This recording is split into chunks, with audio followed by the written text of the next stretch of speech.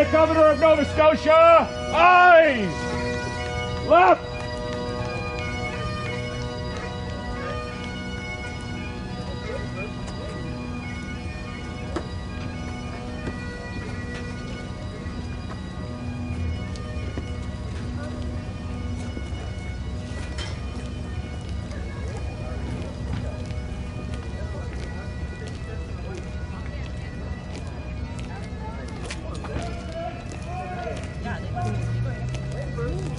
Tilt! Eyes! Left!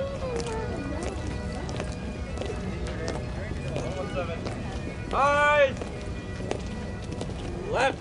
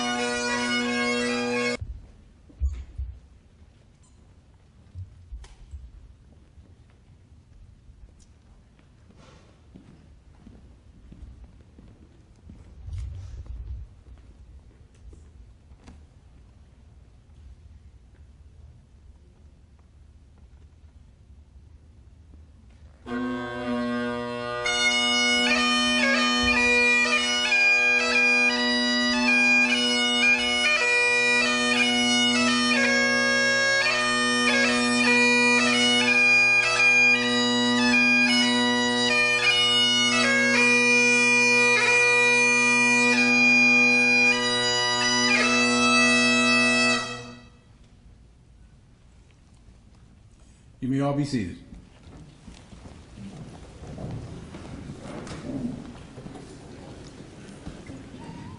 Good morning and welcome to the 20th anniversary of the celebration and commemoration for the No. 2 Construction Battalion. My name is Sergeant Craig Smith and I will be your MC for today's proceedings. I would now like to call upon Town Crier George Dooley. Please come forward and read the proclamation.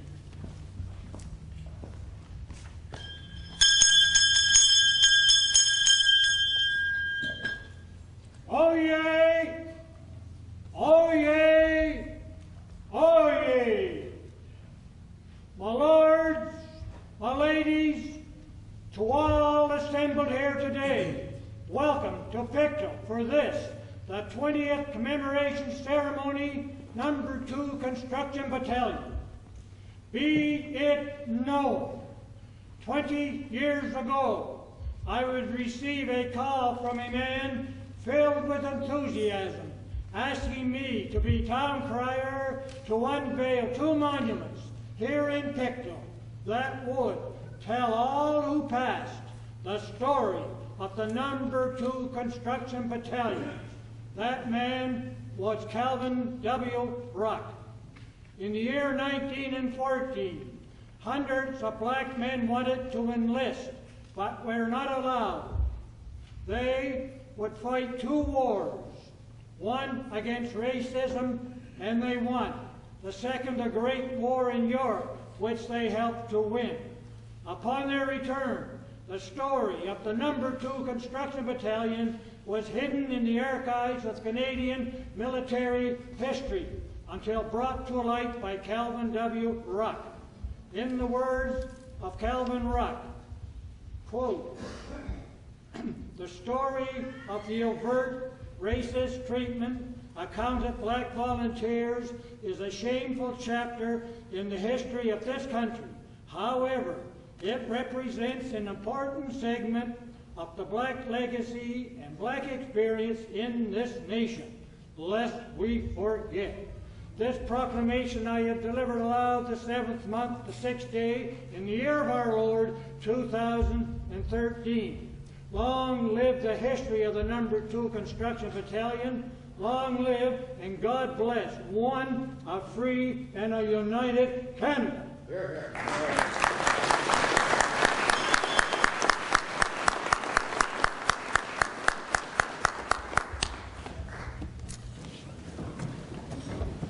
Before we go with the introductions of our our distinguished guests up front here, I would also like to acknowledge that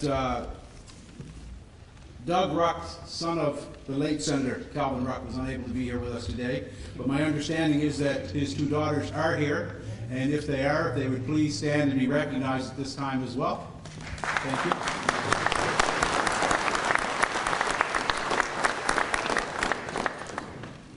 And before I call upon Pastor Brian Johnson to come forward and to provide us or lead us in an opening prayer, I also want to acknowledge the fact that we are here in traditional Mi'kmaq territory. And for some of us in the room, that means we're actually standing in the lands of our ancestors. And so I wouldn't be right to start today's proceedings without acknowledging that. And I do that by offering the Mi'kmaq greeting, Walalan. Hello. Pastor Johnson. Thank you, Craig. And I'm just going to switch things. It says prayer, and then the official opening. I'm going to do the welcoming first and then close with the prayer. It certainly is my pleasure on behalf of the Board of Directors and the members of the Black Cultural Society to welcome your honors, dignitaries, and all of you, ladies and gentlemen, to this, our 20th celebration. And the weather has cooperated with us big time. So that means because it's all that hot outside and because it's nice and comfortable inside, we're going to keep you inside for a long time. I'm just joking. But certainly we want to take and welcome you to our 20th anniversary. Trust that as we go through the program that you will indeed be blessed, that you will indeed be uplifted. If you will, I'd ask you to stand as we give thanks to Almighty God.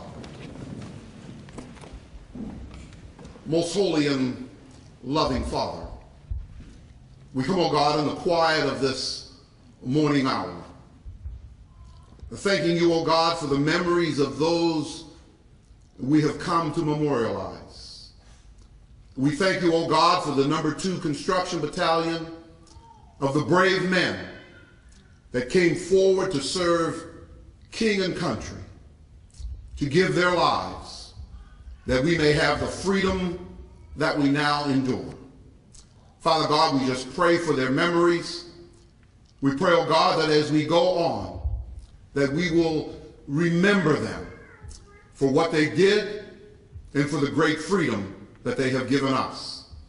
We pray, oh God, your blessing upon this gathering and upon the activities of this day, and that may all that we do and say be pleasing in your sight, because we ask it in your holy and everlasting name. Amen. Amen.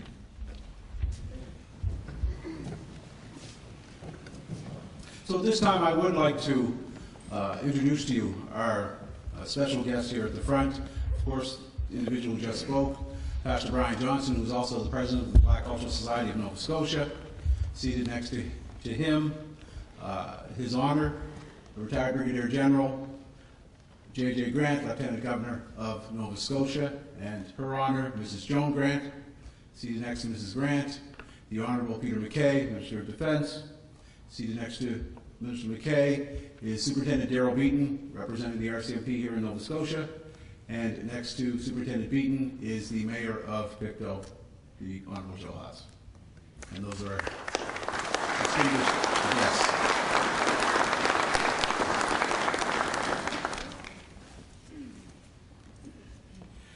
Today, on the 20th anniversary of this commemorative celebration, I would hope that we would all take the time to reflect on the memory of the number 2 and the men who blazed the trail in Canadian military history. They came from all corners of Canada, and they came not just to answer the call, but to generate a call that would be echoed by the descendants of some of Canada's earliest settlers, who arrived with the French at Louisbourg in 1713, and by 1758 numbered 300, who came with the New England planters, the Black Loyalists, the Jamaican Maroons, the Black refugees, and then the migrations from the West Indies to Cape Breton in the 1890s, to Upper Canada, Quebec, and Ontario, starting in the 1840s via the Underground Railroad, to Western Canada in 1858, arriving aboard the Commodore on the shores of Victoria. And lastly, those who settled in the Canadian prairies starting around 1905. So these men who sought to fight for king and country were Canadian by birth, with a sense of pride for their country. They exemplified what it meant to serve the country they called home, and personified dignity in the face of second-class citizenship, and still they wanted to serve and do their part. It may have been with a pick, shovel, hammer, or axe, but what it symbolizes is that this country, our country, their country, we have a right to defend its safety and its security because they were Canadian.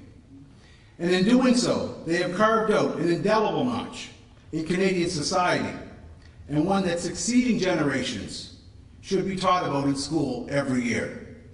So I acknowledge the No. 2 Construction Battalion and hope that as we mark the 20th year, that in a few short years, we'll be marching the 50th and the 60th, and this will be filled, and there will be kids that know about the No. 2 Construction Battalion from coast to coast to coast. I would now like to call upon Major Ken Fells to come forward for the memorial service ceremony. Right. Good afternoon, everybody. Good afternoon, everybody. Good afternoon. I remember I did something last year. Just to remind everybody, Greg, the historian, has passed on some very valuable information. Remember, next year marks the 100th anniversary of the Second World War. This also brings to fruition the idea that the No. 2 Construction Battalion will be almost 100 years old at that time, too. Honor Roll, World War veterans died in active service during World War I. Norman Ash, Raleigh Ash, Percy Berryman, William Boone, Vincent Carvery, Arthur Benson Cromwell, E.P. Cromwell, Sidney David,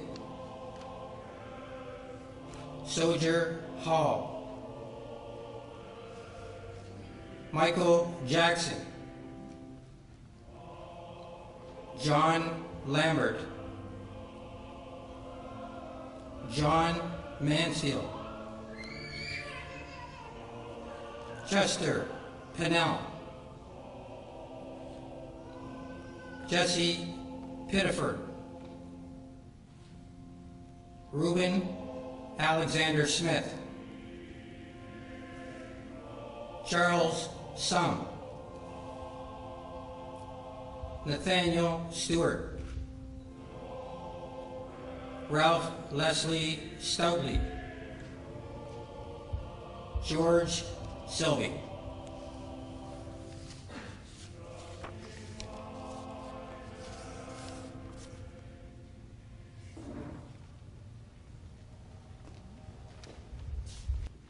We will now start with the wreath presentations.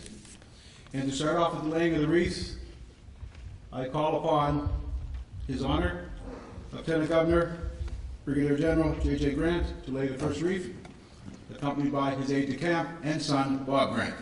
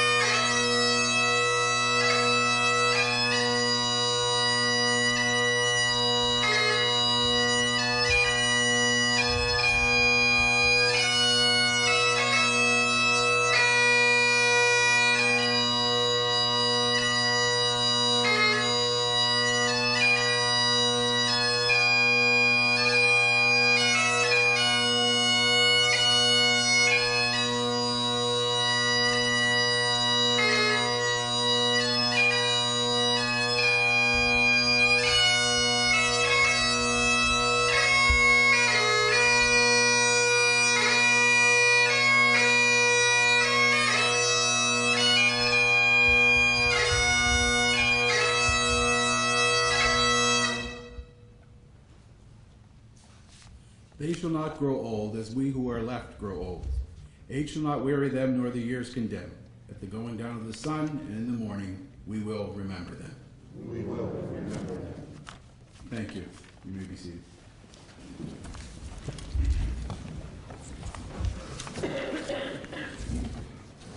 At this time, I'd like to read you a bit about our keynote speaker for this morning.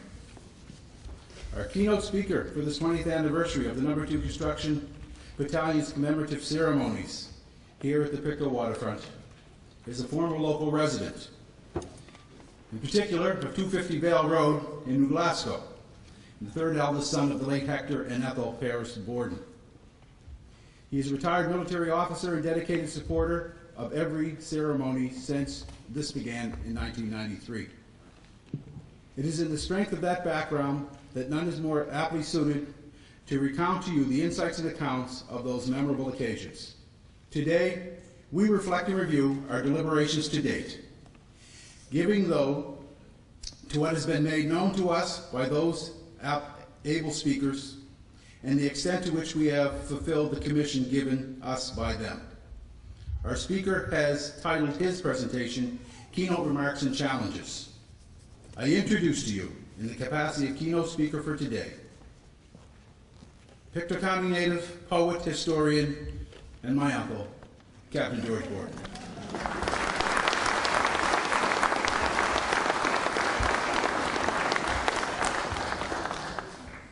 Thank you, Master of Ceremony. I appreciate that introduction. Glad you mentioned Mom and Dad. That made me feel good. Your Honors, such a pleasure to come back home and be talking to people who I know so well, including friends and family, acquaintances, but most of all, former playmates and schoolmates, both of Your Honors. And to Peter, my congratulations to you for being present. Your dad and I flew many times back to Shearwater from Ottawa on Friday nights. And my arms were tired too. Platform guests,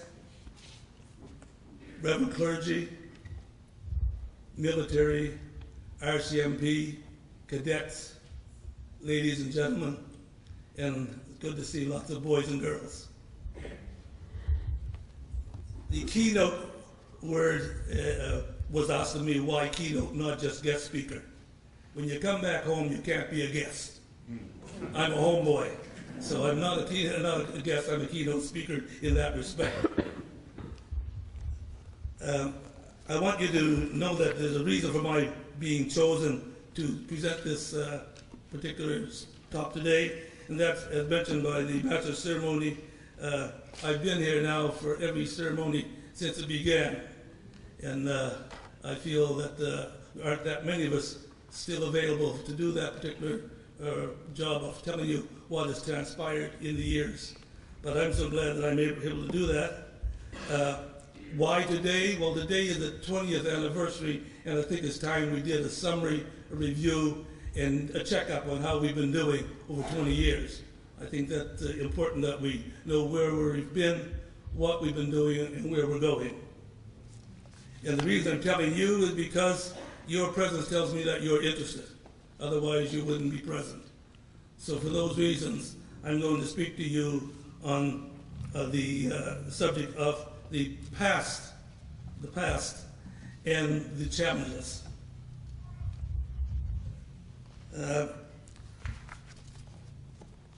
I'm going to first remind you that the history of the Black Battalion year after year has been enclosed in your brochure, and there's information again this year. It's been mentioned by your Master of Ceremony, so I'm not going to deal with any of that. You can do that on your own. What I am going to deal with, though, is what has been said and done in previous years. But first, let me tell you, to those who are here for the first time and to our youth, that the organizing and sponsoring agency that has brought you these 2 decades of commemoration services has been, and will continue to be, the Black Cultural Society of Nova Scotia, whose headquarters, a multi-purpose museum, library, theater, and all is located at the corner of Main Street and Cherrybrook Road on Highway 7, just east of Dartmouth. Those of you who have not been there, I urge you to do so. It's eye-opening and very enlightening. It was July 12, 1993, the nearest Saturday to July 5th, which was the date of the formation of the Black Battalion. The keynote speaker was the now famed author Calvin Ruck, whose book, Canada's Best Kept Secret, became a virtual bestseller and best reader.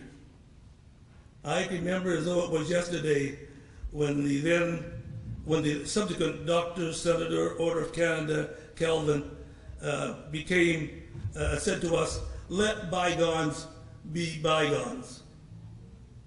And that caused me to reflect as I was writing this, that reminds me of Nelson Mandela, who has said, "Let bygones be bygones," and his nation has risen because of it. That will not itself take care of all the wrongs that have been done and the hurts that have been experienced, but it allows us to heal. And for that reason, reconciliation is the order of the day. Other persons present at that first and opening ceremony was the Reverend Donald Sutherland, the son of the first commanding officer of the No. 2 Battalion, who was by the name Lieutenant Colonel Daniel Sutherland. I can still hear the Battle of the Hymn of the Republic being sung by that duo of Yvonne and Lauren White, the children of Reverend William White, who was in fact the padre for the No. 2 Battalion during their service.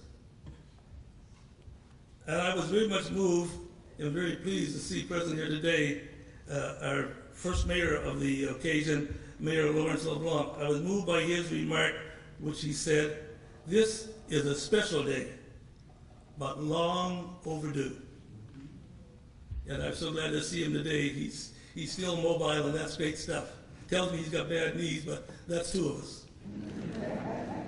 He went on to invite us back every year for this commemoration, and we are so glad for the invitation, and we've accepted it.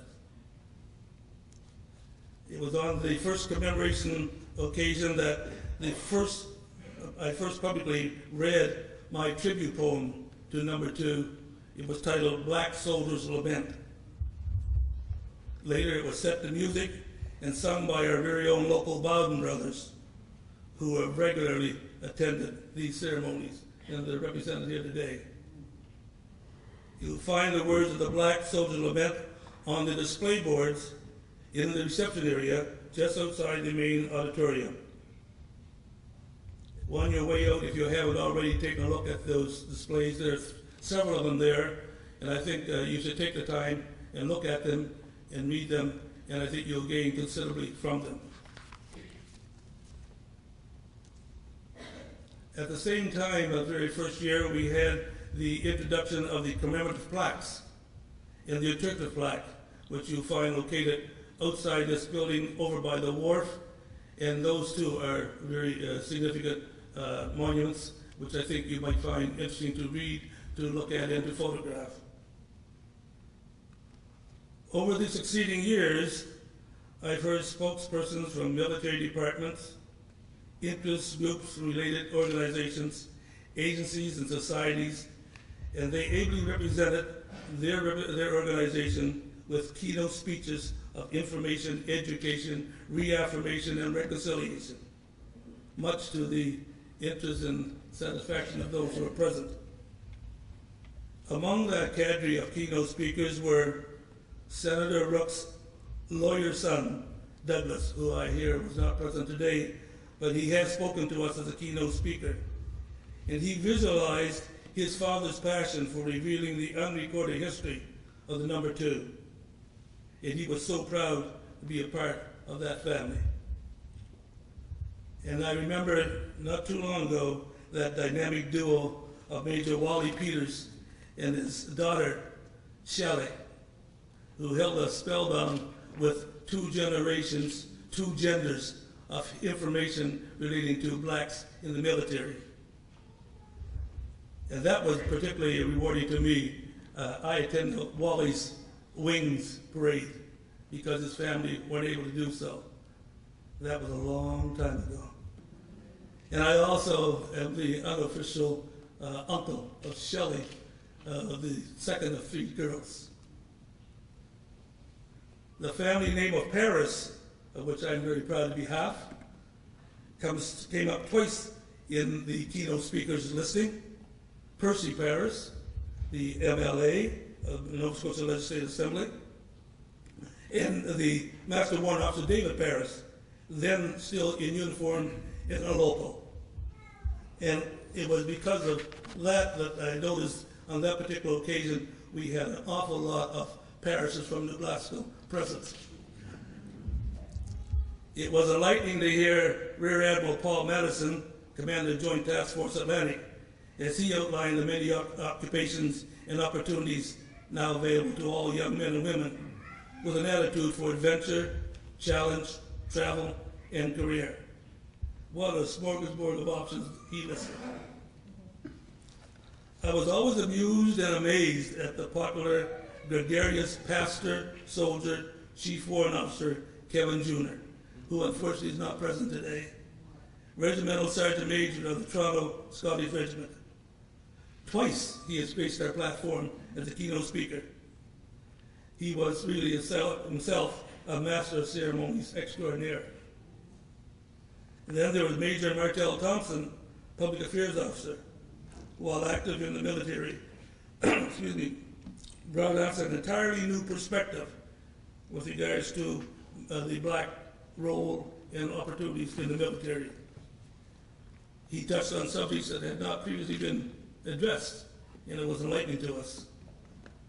Then just last year, and he's present today, our own Lieutenant Colonel Ken Fells delivered an exciting and informative presentation that brought cheers and applause from a very attentive audience. He too is a Toastmaster of great talent. I must admit that my memory is not all that great these days and my retention is not all that perfect, but there are a few others that I can remember. I can't forget the presentation made by Major Peggy Downs, a former Dartmouth resident, then at the time living in Toronto, who made a military career in the militia, who rose to the rank of major and held a very significant, important role within the government of which she, of Ontario. And it was soothing when I called the soft and elegant dissertation of Reverend Renford Bryan, known to most of you in the African Baptist Association. He recounted his military experience as well during World War II. And then there was that very international visitation to this platform by a survivor of the famed Tuskegee Airmen of the USA, the Red Tails they call them. They were a black fighter squadron, and they gained coveted praise from all Allied forces in World War II. What stories he could tell. So now you have reconciled your hearts and minds with those years of racism and discrimination. Well, have you? Because that's one of the commitments that was given to us by Calvin Ruck. And have you returned to Pictou each year to the invitation of commemorating Black Battalion? Because if you have, you should, because the invitation stands without any limitations or reservations. Have you taken time to review, reflect, and meditate on the 2 plaques that I mentioned earlier? If not, do so. Have you purchased a book by Calvin Ruck, The Black Battalion? If you haven't, do so. You were invited to do so, and I think it's to your best interest to do it. Have you gone to a library and learned more about the keynote speakers that have come to you and told you things that you didn't know about the Black Battalion or blacks in the military? And there's lots more to learn, so visit your libraries and read up on it. Have you sought to identify any other heroic blacks other than those that have been mentioned, the Black Battalion, and the few that are on the boards in the hallway Have you checked on others? We have lots of them. They're not all written up. But they're your family members, your people. You should be checking on them, and you should be making note of them. And in that respect, I suggest this. Each black community in Nova Scotia should identify their black soldiers, male and female, get photographs, get bios, mount them on a display board, and next year, for the 21st year, bring them with you and let people know who you are proud to recognize.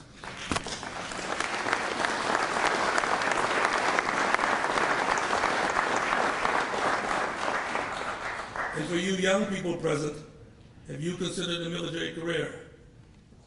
Remember, the people that we are talking about made commitment, but they gained greatly from it. And you too can be, this day and age, can feel that you're not going to have someone tell you you can't do this and you can't do that. You can do whatever you want to do. You do it.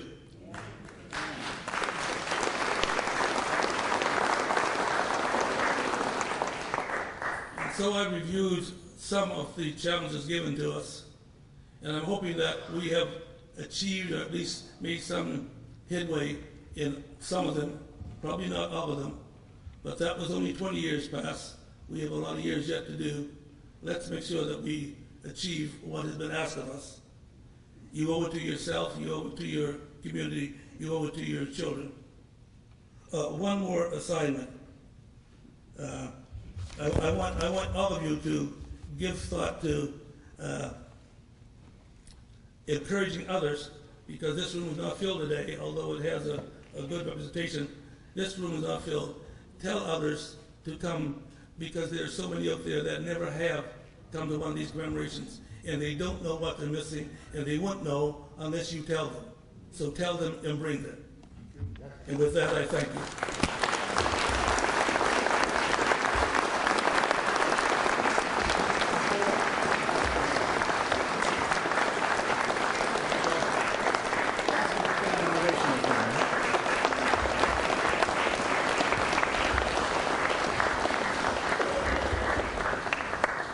I now call upon Program Chair for the Black Cultural Society, Mrs. Bernadette Hamilton-Reed, to come forward and make a presentation.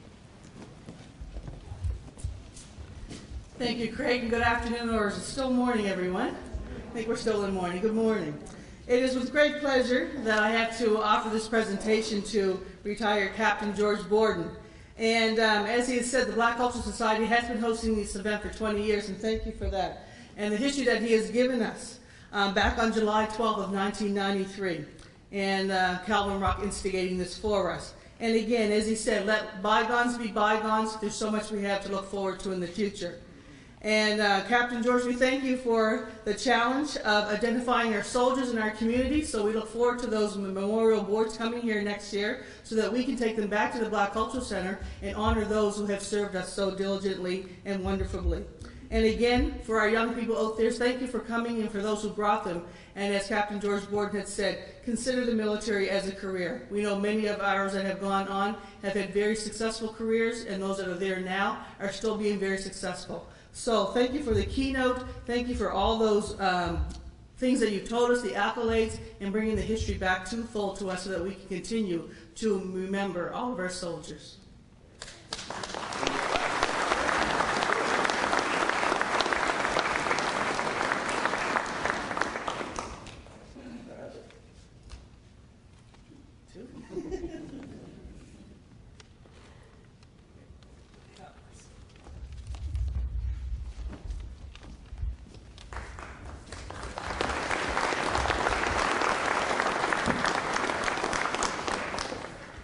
At this time, I would like to call upon Mayor Joe Haas to please bring greetings and remarks from the town of Pictou.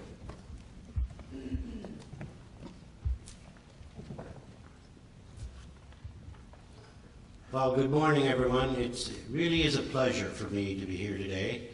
I've been around for the 20 years too, although Lawrence was the mayor at that point, and I agreed then when he wanted to start this here with Calvin Rock, and it was the right thing to do.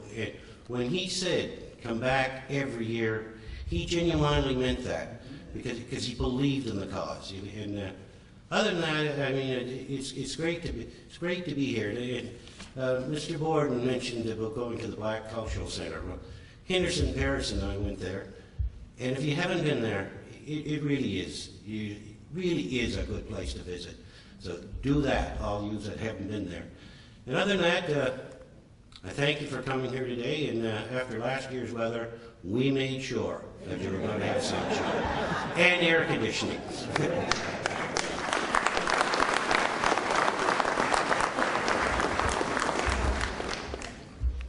Superintendent Darrell Beaton remarks on behalf of Assistant Commissioner Alphonse McNeil. Thank you, Craig. Good morning, everyone. Very pleased to be here today on behalf of the commanding officer. I spoke to him personally last evening, and he sends his regrets. Unfortunately, he had some other commitments. I also want to acknowledge, just before I start, some members of the RCMP who traveled a great distance today to be here. I had an opportunity to speak to a few of them before we started and formed up today. And we have members here from Chester, from the Valley, from North Preston, and of course some local officers as well. And I think it's also noteworthy that we, Corporal Byard and Esther Medley-Smith from North Preston, coordinated a group of Stetsons and Spurs who are local youth of the community who come out and form a group under the principles and the guidance of the RCMP members in the community of North Preston, East Preston, and Cherrybrook. And they marched with us today, and I think what could be better than to have the youth of the community come out to something like this and to hear firsthand about their interest.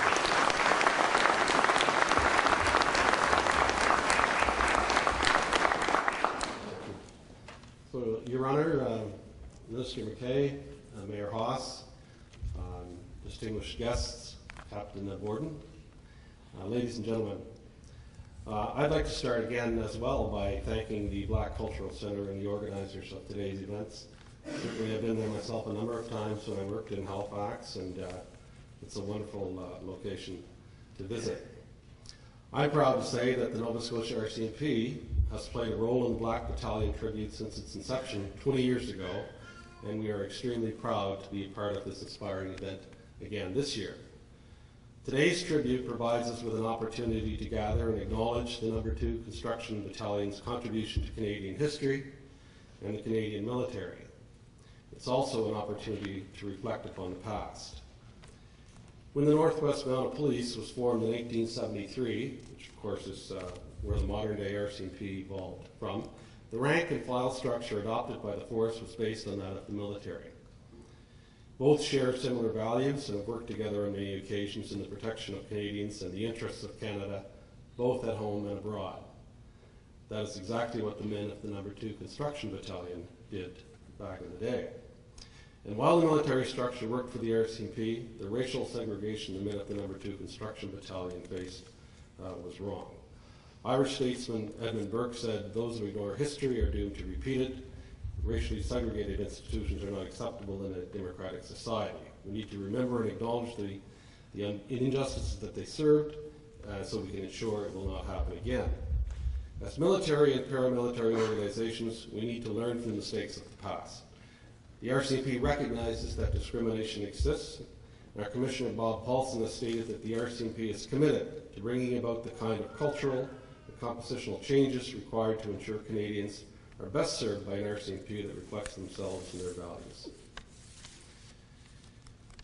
And although we have celebrated the achievements of African Nova Scotians such as Superintendent Ted Upshaw, Superintendent Tom Jones, and more recently Chief Superintendent Craig Gibson, who was promoted to the officer in charge of, commanding officer rather, of Prince Edward Island, we realize that we still have more work to do.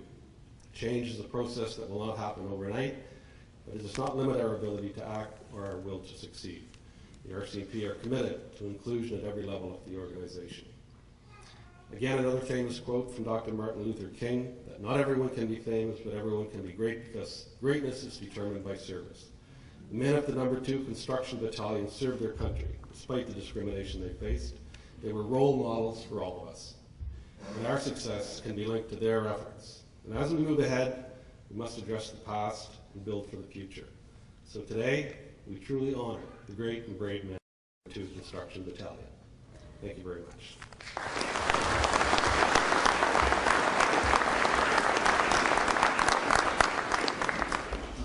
Now I'd like to call upon, if he is present here, Lieutenant Colonel Chip Maddock.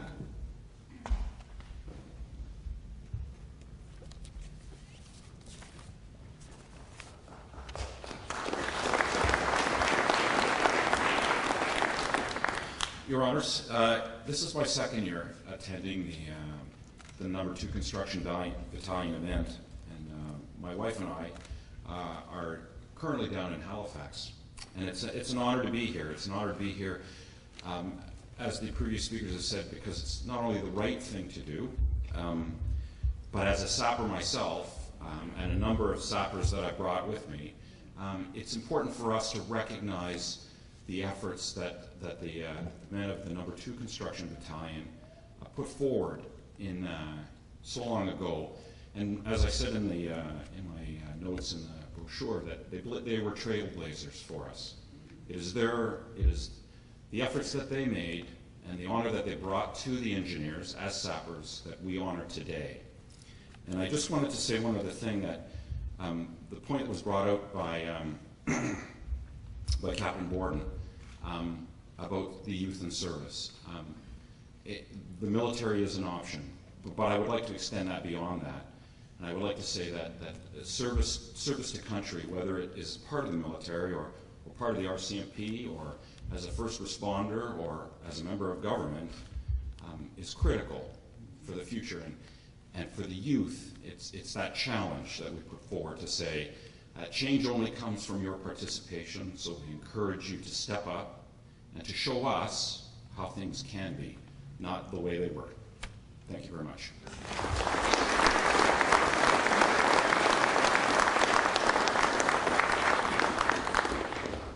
The Honorable Peter MacKay.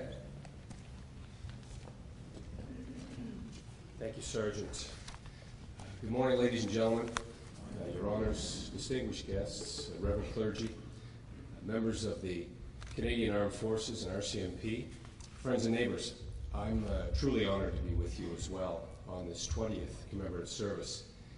This is an opportunity certainly for reflection.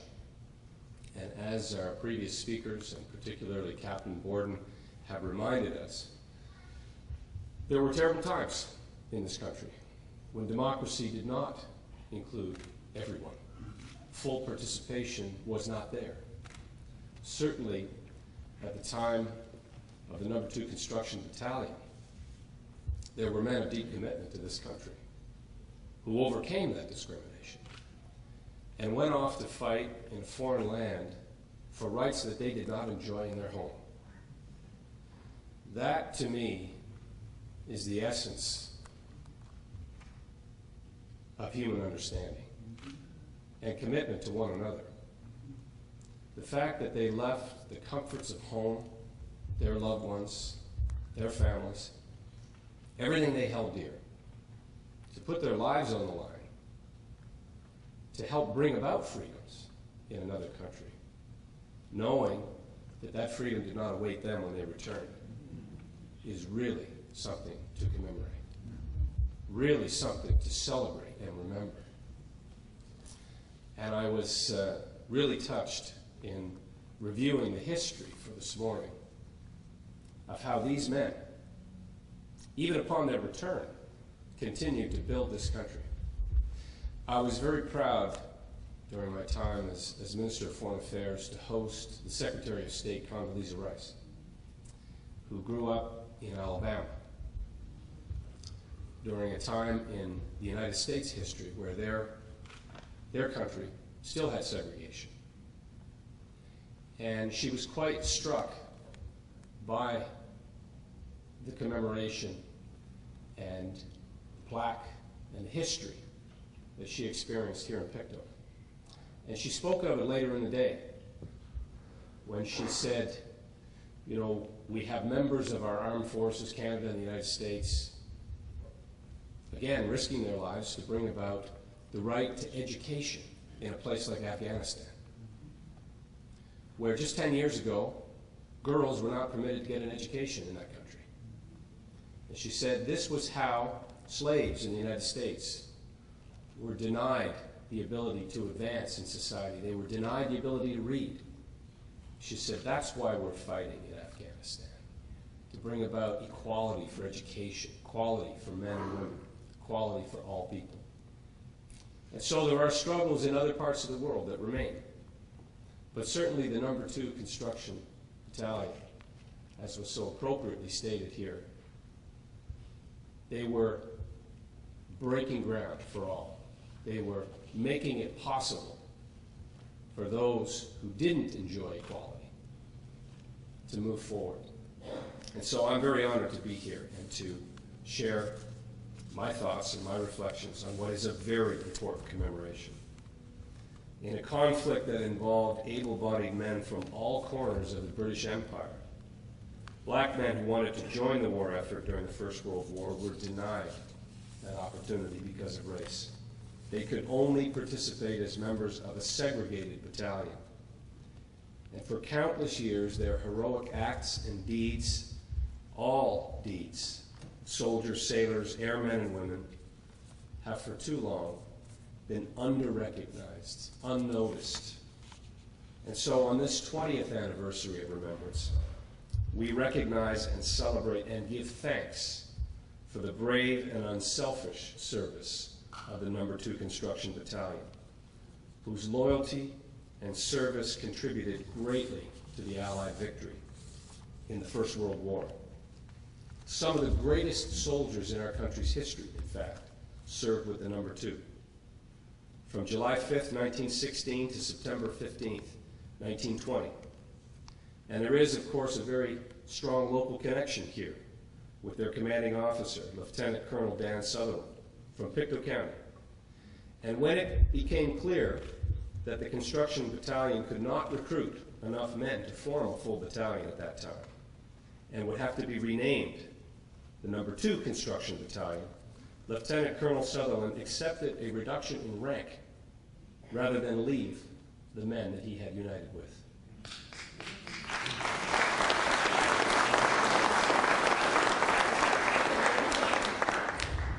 And Reverend William A. White of Truro was appointed the chaplain and given the rank of honorary captain, becoming, reportedly, the first black commissioned officer in the Canadian Forces. And in addition to the men of the Black Battalion, an estimated 2,000 black Canadians such as James Grant, Roy Fells, Seymour Tyler, and Jeremiah Jones, who in 2010 received the Canadian Forces Medallion for Distinguished Service. Jeremiah Jones, in another time, in another era, would have received the Victoria Cross. I have no doubt. And he would have joined with, in fact, a number of members of the Canadian Armed Forces, including William Hall, who should have received the Victoria Cross.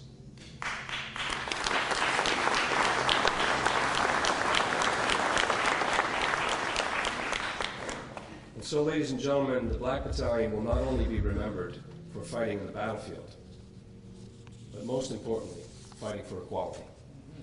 And so on behalf of the Government of Canada, I want to say thank you to the No. 2 Construction Battalion, to their members, to their families, descendants, representatives here today, for all of the sacrifices that they gave to our country and to the world.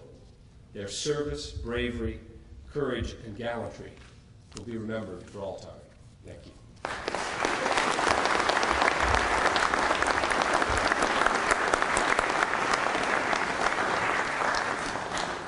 And I now call upon His Honor, Lieutenant Governor of Nova Scotia, J.J. Grant.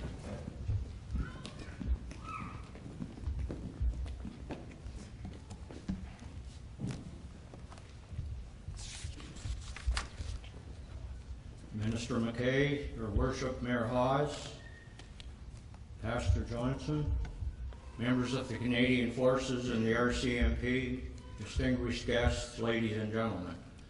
It's certainly a great honor for Mrs. Grant and I to join you again for today's ceremony and parade in honor of No. 2 Construction Battalion. I should say on a personal note that George and I have a high school reunion coming up in early August, but George, I won't tell them how long the reunion it is. On another personal note, I should recognize that our Master of Ceremonies also, when he has some free time, volunteers as an aide-de-camp at a government house and has for many years. And sometimes a book that he's written, we polarize some quotes from it and use in some of our other talks.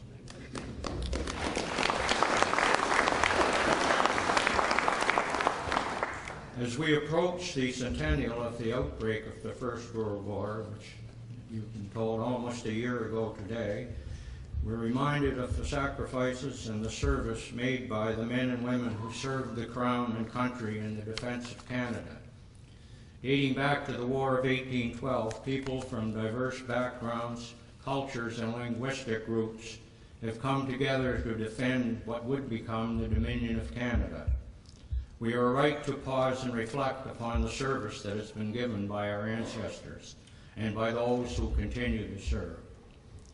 Despite the valiant achievements of generations of previous soldiers, sailors, and air personnel, for most of our history, the service was not one of equality. It was service given by all Canadians, yet not all service was viewed as being of the same value. African Nova Scotians, along with Aboriginal Canadians, Chinese Canadians, Japanese Canadians, Ukrainian Canadians, and others, rushed to the colors. Thankfully, a trend that continues in a large part today because of the great strides made by the modern Canadian forces to be inclusive and representative of our society as a whole. Despite their willingness to give sweat, blood, and their very lives, the servicemen of a century ago were treated as lesser servants of the Crown. In a wide variety of conflicts that played an important role in shaping the country we call home. Commemoration without context lacks true meaning, and the context of the No. 2 Construction Battalion service during the Great War was one that all Nova Scotians can certainly be proud of, especially those of African descent. What has always struck me about the members of the 2 Construction Battalion is that despite, as we have heard, despite the entrenched racism and prejudice that they endured before and throughout their service as members of the Canadian Expeditionary Force, they loyally served King and country for little reward and recognition that would come only long after most of them had passed on. They served Canada and they helped to build the country we know today. Serving one's country can be a great equalizer, especially in a conflict such as the First World War that was fought by Canada and its allies from 1914 to 1918. Last year here I reflected on the fact that it takes a special sort of person to fight for a country that did not afford them all the rights of their fellow citizens. Members of the new No. 2 Construction Battalion, like other non-whites throughout the whole British Empire, looked beyond the ingrained racism that they faced on a daily basis and sought to serve in a noble and a valiant manner. This is an outstanding quality of the men of the No. 2 Construction Battalion that is worth reflecting on each and every year, both at this ceremony and certainly on Remembrance Day. Members of the battalion joined with those from the British West Indies Regiment, the King's African Rifles, the Cape Coloured Corps from South Africa, and many other units made up of soldiers of African descent. All these men faced racism, hardship, and great peril, yet they saw fit to do their duty. On the home front, their families, while supported by the African Nova Scotian community, were largely ignored by many other local organizations. The depth of the discrimination of the period certainly knew no bounds. The battle orders won by other units, the battle orders won by this unit and others like it were not immediate, and they were not embroidered on regimental colors as immortalized in bronze or marble. Rather, they were earned in front of fighting for equality and the recognition of brave service loyally rendered. By honoring the members of the new No. 2 Construction Battalion today, we honor their contribution to the First World War, and we certainly recognize the pioneering and indefatigable spirit they embroiled. Thank you. Merci.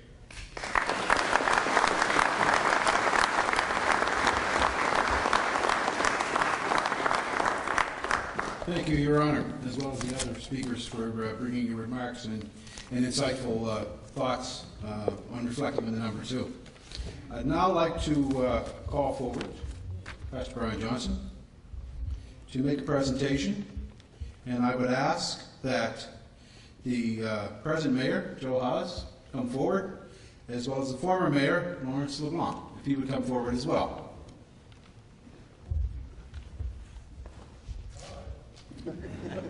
We're going to wait for you.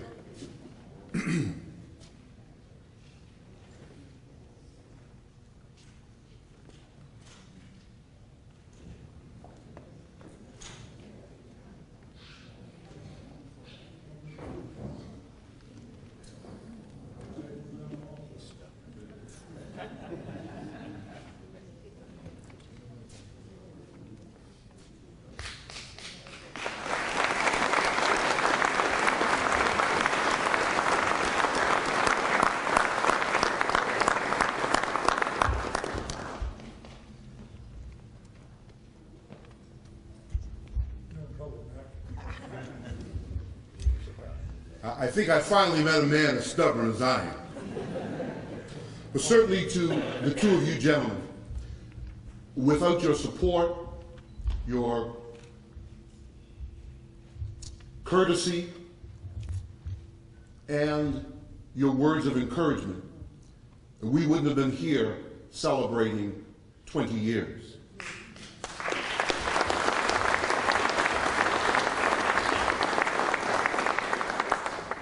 I remember way back when you said, "You're welcome back every year." Some folk thought you were joking. Deep in your heart, you meant it. Because you said, this is the place where the number 2 needs to be celebrated. And we thank you for that. We've had a 20-year history.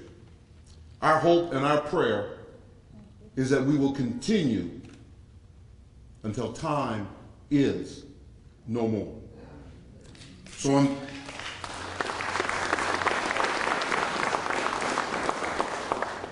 on behalf of the Black Cultural Center, we want to give you, to the town of Pictou, this President's Award in recognition of outstanding commitment. It says, "This award is presented to the town of Pictou in utmost appreciation for the continued commitment over the past 20 years in keeping the memory of the No. 2 Construction Battalion alive. We salute you." Presented July 6, 2013, Pictou, Nova Scotia, and to this, I have attached my official signature. Congratulations, President. God bless you. Thank you, Joe.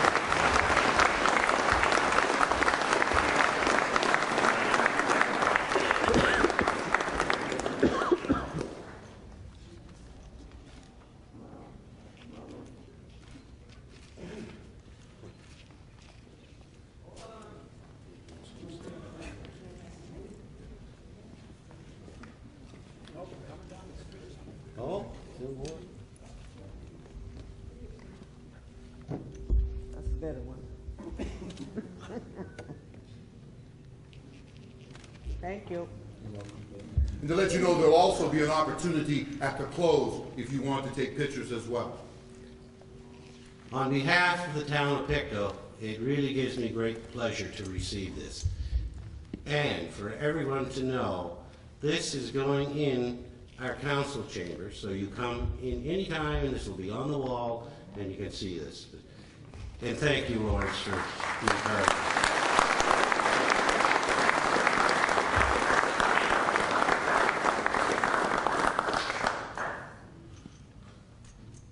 Your Honor, Peter, yes, Mr. Mayor, ladies and gentlemen, when we started this, remember it was Calvin Ruck who started this. I was on town council way back when Mayor Ernie Jordan was the chief magistrate, Mayor Town of Pictou, and he and Calvin were made actually good friends. And the reason at the time we were wondering what we were going to do with the Market Wharf. It was deteriorated in bad shape. It was terrible, terrible. When Calvin come forward and told us about the Black Battalion having trained there, and by the way, that's why the monument is over there, because that's where the training took place, was on that old Market Wharf. A little light came on. Wait a minute. If it's a historic site, there's money involved here. So we proceeded to get some money from both levels of government, and we managed to fix the wharf up and build some other things down there to make it a little more presentable. And then when Calvin suggested this service be started, I was married by this time, and I got to tell you the story first. Do I have time? When I start talking, ain't no stop to it, okay?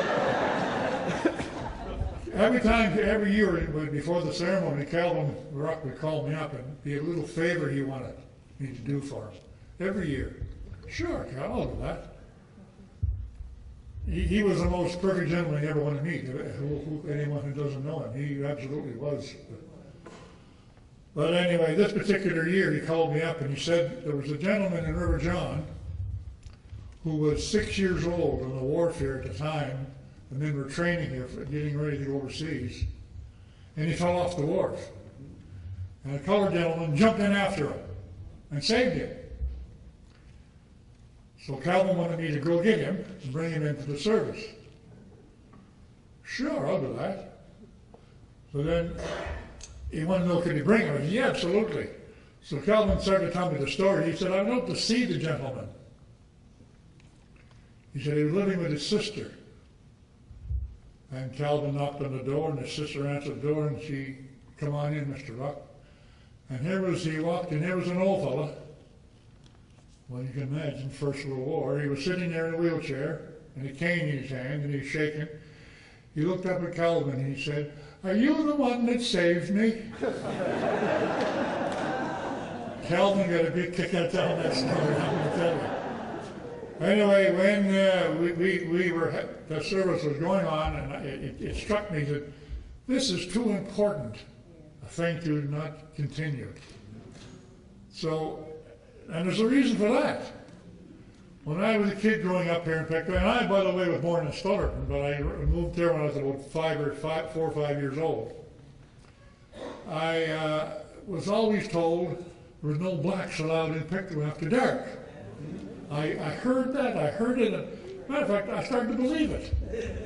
So when I got on council in 1982, I said, by God, I'm going to find out the bylaw and get that repealed. So I asked Mayor Jordan, and he agreed, the clerk, and apparently they looked, I didn't think they did. He said they couldn't find it. No, they're not very serious, that's what I thought.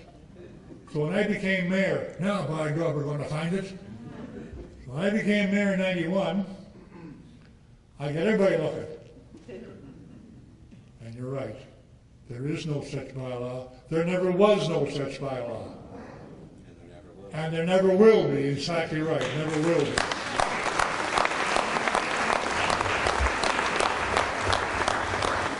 And that was one of the proudest moments in my life, and I can remember going to some of the buddies, I call them, when we were going to school, who said that and told them the difference.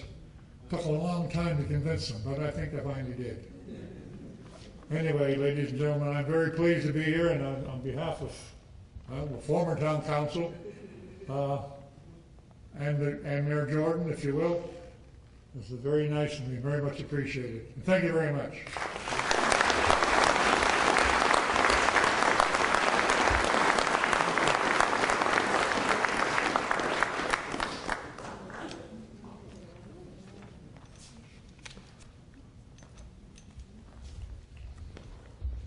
I would now like to call upon the former president of the Black Cultural Society, Dr. Les Oliver, to come forward to make a presentation.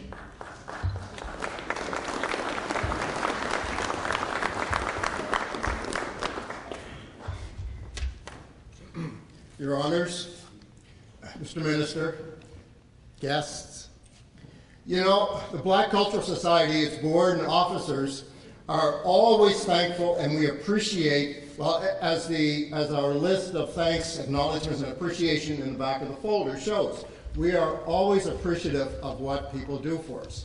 But on occasions, there's someone who rises in a moment of need and shows a special level of support. I wonder if I could get Lieutenant Colonel Ken Fells to come up and stand beside me while I talk about someone who lent us. Where is he coming?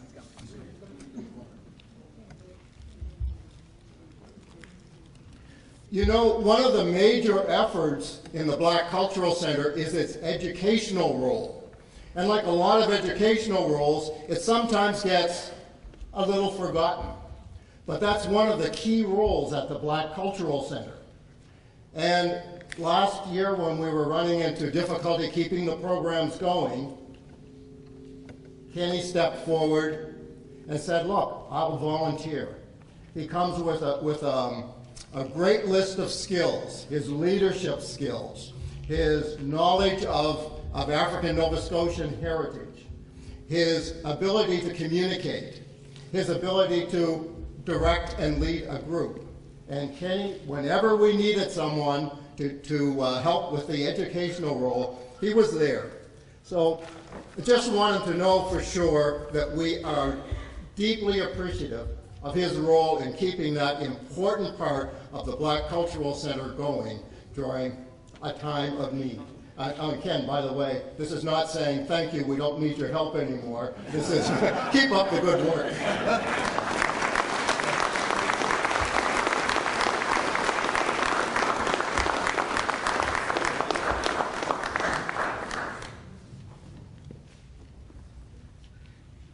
I don't know what to say. You know, we did a, you know, like I said, I don't know what to say.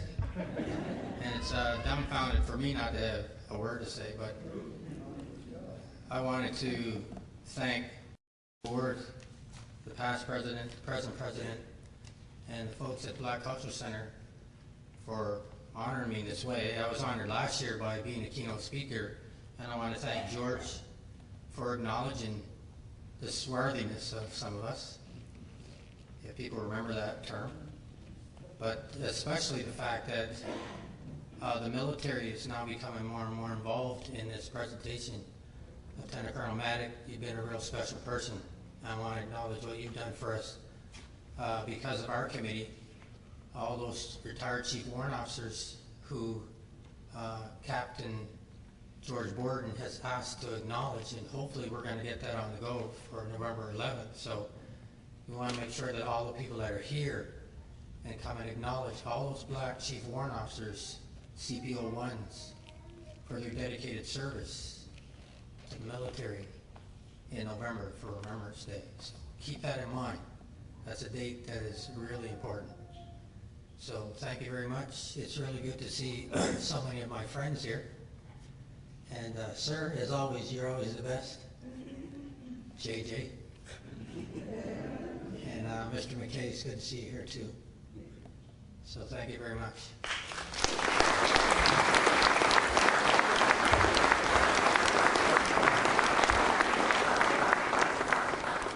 Well, at this time, I would like to thank all of you for coming out and for taking part in this special occasion, 20th anniversary.